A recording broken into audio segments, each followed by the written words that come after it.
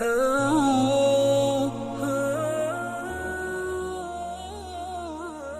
انسان به په میدان محشر کې د خپل ځای نه ونه خوځي تر څو پورې چې د 5 خبرو جواب نه دی ورکړی. لومبی تپوس دا دی عن عمره فيما افناه، د عمر متعلق به الله تبارک وتعالی تپوس کوي چې عمر دې په څه کې فنا کړی دی. عمر دې عن عمره فيما افناه، عمر دې په څه کې فنا کړی دی به الله تبارک وتعالی تپوس کوي. 50 کال عمر مې درکړی، 40 کال عمر مې درکړی، 80 کال عمر مې درکړی، دغه راته ووایي چې دا عمر دې ختم کو په څه کې؟ د حرامو د پاره د منډې تړلې والي په پټو کې ناسي، په زمیندارو کې ناسي، په دکانونو کې ناسي، په کاروبارونو کې ناسي. زما دین لدی به څومره ټایم ورکړو، دنیا لدی څومره ټایم ورکړو، زما دین لدی څومره ټایم ورکړو. د عمر متعلق به الله تبارک وتعالی تفوس کې تفوس. حدیث مبارک کې راځي وایي د کم انسان چې 80 کال عمر شو،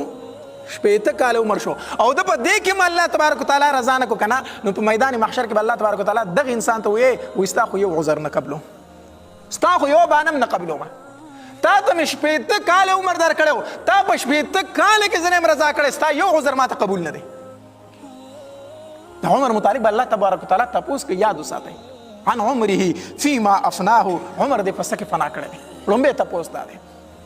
دویم وعن شبابه فيما ابلاه، په میدان محشر کې دویم تپوس د ځوانۍ متعلق دی. ځواني دې په څه کې زړه کړې ده، ځواني دې په څه کې زړه کړې ده. ځوانۍ متعلق به الله تبارک وتعالی تپوس کوي، ځکه د ځوانۍ د عبادت الله تبارک وتعالی ته ډېر زیات خوښ دی. د ځوانۍ عبادت الله تبارک وتعالی ته په عباداتو کې خو عبادت هغه د ځوان سړي عبادت دی. د ځوان دی په طاقت کې دی، په زور کې دی چې بانګ وویل شو الله اکبر اواز د جماعت نه راغی، د حي علی الصلاه اواز د جماعت نه راغی، د هر څه پرېښودل راغی مسجد ته، خپل تندی په دې ځمکه کېښودو، وایي سبحان ربي الاعلی، سبحان ربي الاعلی. الله ته ډېر اوچت دی، الله ته ډېر اوچت دی. الله زه ځوان یم، ما کې طاقت دی، ما کې حزن دی، الله ته ډېر اوچت دی. زما تندی به تا ته په دې خاورو کې پروت وي. چې کله ځوان راشي او الله ته سجده لګوي که نه، الله تبارک وتعالی فرشتو باندې فخر کوي. فخر ای فرشتو دا وګوره هغه انسان دی چې د چا په پیدایش باندې تاسو څه کړی وو، اعتراض کړی وو. وګوره که نه د ځوان بندګي د ځوان عبادت د الله تبارک وتعالی ته ډېر زیات خوښ دی. نو دویم تپوس به الله تبارک وتعالی د څه متعلق کوي؟ د ځوانۍ متعلق. دریم نبی علیه الصلاة والسلام فرمایي وعن ماله من اين اکتسبه وفيما انفقه. د مال متعلق دوه تپوس دي. څو تپوس دي؟ وعن ماله من اين اکتسبه، مال دې په کومه طریقه ګټلی دی. د مال متعلق به الله تپوس کوي تا خو ډېرې پیسې را جمع کړې وي، خو ګټلی دې په کومه طریقه و، څه حلال او د حرامې تمیز دې کړی و او که نه و کړی. نو که مال یې ګټلی په حرامه باندې و که نه، بیا خو سره بل تپوس ته ضرورت نشته دی. چې مال په حرامه ګټلی و خو عبادت یې نه دی قبول، نو عبادت یې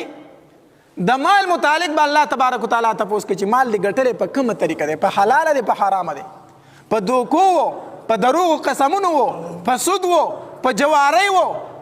په غلاګانو و، په ډاکو و، یا په غلطو بیو په غلط تجارت باندې و. مال دې په کومه طریقه و، د ګټې طریقه دې څه وه؟ من اين اکتسبه، د مال متعلق به الله تبارک وتعالی تپوس کوي مال دې ګټلی په کومه طریقه دی. حدیث مبارک کې راځي نبی علیه الصلاة والسلام فرمایي وایي چې کله اخیره زمانه شي که نه، په خلکو به داسې زمانه راشي چې دی به صرف پیسې جمع کوي، پیسې غرض به صرف پیسه جمع کول وي، دا به نه ګوري چې آیا حلال دی که حرام دی. اخیره زمانه کې نبی علیه السلام فرمایي صرف مال جمع کول به د خلکو غرض، مقصد به صرف مال حاصلول وي، د دې تمیز به نه کوي چې آیا ما حلاله حاصله کړه او حرامه. نبی السلام وایي چې دا زمانه کله په خلکو باندې راغله نو پوه شه چې قیامت رانږدې دی. قیامت څه دی؟ آیا دا وخت خو به په موږ باندې اوس چاته نه راغلی؟ وعن مال من اين اکتسبه، د مال متعلق به الله تبارک وتعالی تپوس کوي ګټلی دی په کومه طریقه دی.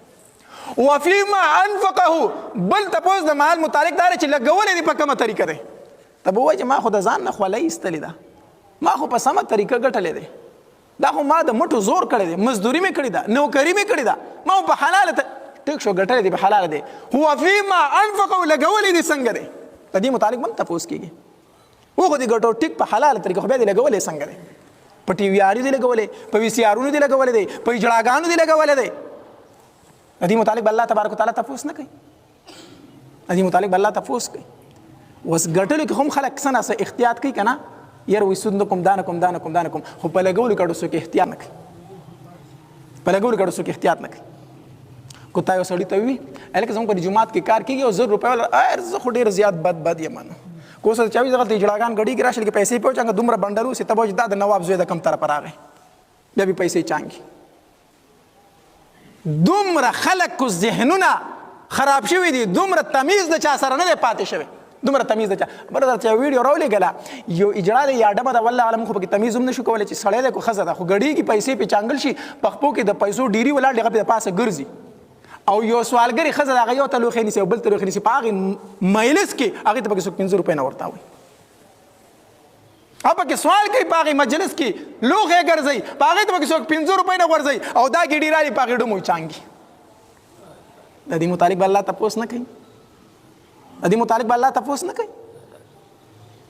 دغې سړي ته ووایه دا پیسې چې په ډمانو جړاګانو چانګي ده ته ووایه په جومات کې دی وایه استاد صاحب خو د لوږې نه مري ورشه یو 100 روپۍ خو له ورکړه که نه څه شی زه ځان له د لوږې نه ومرمنو ما سره د 500 روپو مخه کم ده که اوس دې ورته وویلو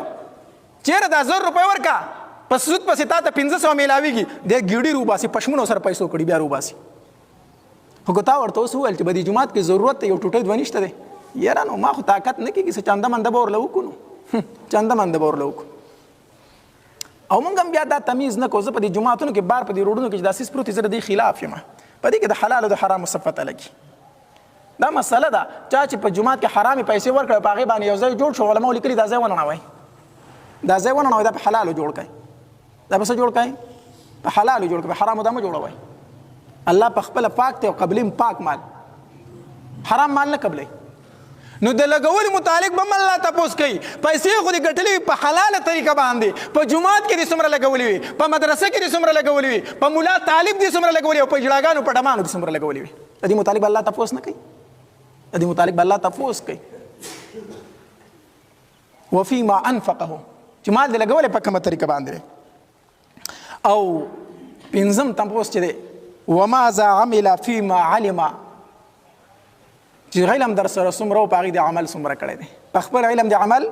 څومره کړی دی نو امیان به ټول خوشحاله شي چې دا خو پکې د مولانو دپاره مولان پکې ټول ګیر شو ټیک شو دا یوازې د مولانو دپاره نه دی ښه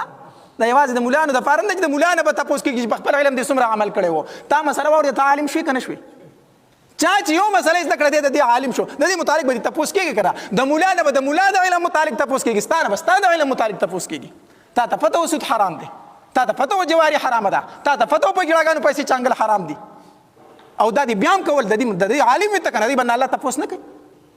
د دې متعلق به تپوس کوي د خپل علم مطابق تی عمل څومره و نو زما د علم مطابق ستا نه ستا د علم مطابق د بل نه د بل د علم مطابق تپوس به کېږي نو په دې کې یو خبره سوه د مال متعلق چې مال دې ګټلی په کومه طریقه دی او لګولی دې په کومه طریقه دی نو د حرام مال نه ځان وساتئ د حرام